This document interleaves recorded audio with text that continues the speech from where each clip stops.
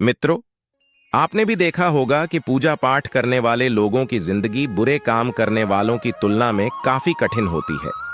यह आपने निश्चित रूप से सोचा होगा, इसलिए चलिए आपको इसका रहस्य बताते हैं। चलिए आपको पुराणों में वर्णित एक कहानी सुनते हैं, जो आपको बताएगा कि हर जीव को उसके काम के अनुसार फल मिलता है। अगर कोई अच्छे काम करता है तो उसे अच्छे फल मिलते हैं और बुरे काम करने वाले दुखी होते हैं। श्री कृष्ण ने बताया कि एक गांव में दो आदमी रहते थे। एक बहुत धार्मिक था और हर दिन मंदिर जाकर भगवान की पूजा करता था, लेकिन दूसरा आदमी जो नास्तिक था, हर दिन मंदिर जाता था और अपने पति से धन चुराकर जूते, चप्पल और दाल खरीदता था। एक दिन गांव में भारी बारिश हो रही थी और मंदिर में एकमात्र पुजारी था। नास्तिक आदमी मंदिर गया और सब कुछ चुराकर वहां से चला गया। उस समय एक आस्तिक व्यक्ति भी मंदिर गया और भगवान की पूजा करने लगा। मंदिर के पुजारी ने उसे उसी समय देखा और उसे चोर समझा। वह गांव के बाकी लोगों से बचकर भागने लगा। वह वहां से टकरा गया और घायल हो गया। मंदिर में चोरी करने वाला व्यक्ति आस्तिक को मिला। कल्प बीतने पर भी करोड़ पाप कर्म से नष्ट नहीं होते। जब दोनों मर गए, आस्तिक व्यक्ति ने यमराज से पूछा कि उसके साथ ऐसा क्यों हुआ। यमराज ने कहा कि अगर तुम पर झूठा आरोप लगाया गया तो तुम मर जाओगे, लेकिन तुमने अच्छे काम किए तो बच जाओगे। यमराज ने कहा कि उसके भाग्य में एक राजा बनना लिखा था, लेकिन उकसे ने अपने पापों के कारण वह सिर्फ एक छोटे से चोर बन गया। मित्रों, शास्त्रों में कहा गया है कि पाप कर्म के बिना भोगे गए करोड़ों का नाश नहीं होता। अगर कोई पाप करता है तो आज वह खुश हो सकता है, लेकिन कभी कभी उसे अपने पाप का फल भुगतना पड़ेगा। यह भी एक कहानी है कि एक बहुत पापी व्यक्ति एक रास्ते से जा रहा था और उसे बहुत सारा सोना मिल गया। उसी रास्ते से एक अच्छे आदमी जा रहा था। उसे एक कांटा लग गया और वह जमीन पर गिर गया। उस स्थान पर कुछ लोगों ने सोचा कि यह बहुत गलत हुआ और दोनों आदमियों की कुंडली ले जाकर एक पंडित को दिखाई।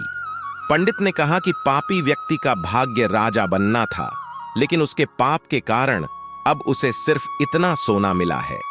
उस भले और धर्मात्मा व्यक्ति के जीवन का आज आखिरी दिन था, लेकिन उसके अच्छे कर्मों की वजह से वह बच गया।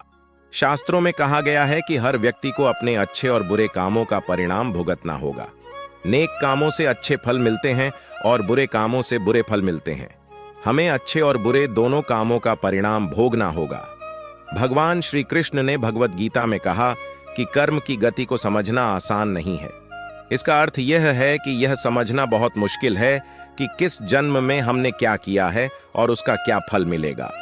यह संभव है कि आपने हजारों जन्मों पहले किया होगा, जिस पाप के कारण आज आपको इतना बुरा हुआ है। इसके अलावा आप शायद अनजाने में कुछ गलत किया हो, जिसके बारे में आपको पता नहीं है। क्या धोखा देकर किए गए पापों का परिणाम मिलता है? कर्म का सिद्धांत सटीक नहीं है। चाहे आप जानबूझकर करें या अनजाने में, अगर आप कुछ गलत करते हैं तो आपको उसका फल अवश्य मिलेगा। शास्त्र कहते हैं कि अगर आप अचानक आग को छुए तो आपका हाथ जलेगा ही। शास्त्रों में कई कहानियां हैं जो बताती हैं कि अनजाने में किए गए पाप का फल भी लोगों को मिला है। पांडवों के पिता महाराज पांडु की एक कहानी है कि उन्होंने एक हिरण को तीर मार दिया था। वे उस समय नहीं जानते थे कि एक ऋषि ने हिरण का रूप लिया था और उनको श्राप दे दिया था, जिसके कारण वे बाद में मर गए। सहस्त्रों के अनुसार क्षत्रिय राजाओं को शिकार करने की अनुमति थी और हिरण को मारना कोई पाप नहीं था, लेकिन पांडु को पता नहीं था कि वे एक ऋषि थे, इसलिए उन्हें इतना बुरा श्राप मिला कि वे मर गए। पाप से बचने के लिए क्या करें? श्रीमद् भगवद गीता में भगवान कहते हैं कि कर्म और उसके फलों को समझना बहुत कठिन है, लेकिन प्रत्येक व्यक्ति अपने कर्मों के फल अवश्य प्राप्त करता है। श्रीमद् भगवद गीता के अध्याय 18 में भगवान श्री कृष्ण ने कहा कि सभी धर्मों को छोड़कर मेरी शरण में आओ और मैं तुम्हें सभी पापों से मुक्त कर दूंगा। आपको धन्यवाद। अच्छी बातें सुनने से नहीं बदलता है। जीवन लक्ष्य तक पहुंचने के लिए चलना जरूरी है। गौतम बुद्ध रोज अपने शिष्यों को उपदेश देते थे। बुद्ध की ज्ञान की बातें सुनने काफी लोग आते थे। एक व्यक्ति गौतम बुद्ध का प्रवचन सुनने रोज नियम से आता था और उनकी सारी बातें सुनता था। बुद्ध अपने प्रवचनों में क्रोध, अहंकार, लोभ, शत्रुता छोड़ने की बात कहते थे। बुद्ध के प्रवचनों का सार यही था कि इन बुरी बातों को छोड़े बिना जीवन में शांति नहीं मिल सकती है। एक दिन उस व्यक्ति ने गौतम बुद्ध से कहा कि तथागत, मैं रोज नियम से आपके प्रवचन सुन रहा हूं, लेकिन मुझे कोई लाभ नहीं मिल रहा है। आपकी सारी बातें सच हैं, लेकिन मेरे जीवन में इनसे कोई बदलाव नहीं आ रहा है। बुद्ध ने उस व्यक्ति से पूछा कि तुम कहां रहते हो? उसने जवाब दिया कि मैं श्रावस्ती में रहता हूं। बुद्ध ने पूछा, यह जगह यहां से कितनी दूर है? उस व्यक्ति ने जगह की दूरी बताई। इसके बाद बुद्ध ने फिर पूछा, तुम वहां कैसे जाते हो? व्यक्ति ने बताया कि कभी घोड़े पर, कभी बैलगाड़ी पर बैठकर जाता हूं। बुद्ध ने फिर पूछा कि तुम्हें वहां पहुंचने में कितना समय लगता है? व्यक्ति ने पहुंचने का समय भी बता दिया। इसके बाद बुद्ध ने अंतिम प्रश्न पूछा कि क्या तुम यहां बैठे बैठे ही श्रावस्ती पहुंच सकते हो? इस प्रश्न के जवाब में व्यक्ति ने कहा कि गुरुजी, ये कैसे संभव है? इसके लिए तो चलना पड़ेगा, तभी मैं वहां पहुंच सकता हूं। बुद्ध बोले कि हम चलकर ही हमारे लक्ष्य तक पहुंच सकते हैं। ठीक इसी तरह जब तक हम अच्छी बातों का पालन नहीं करेंगे, उन पर चलेंगे नहीं, तब तक हम पर प्रवचनों का कोई असर नहीं होगा।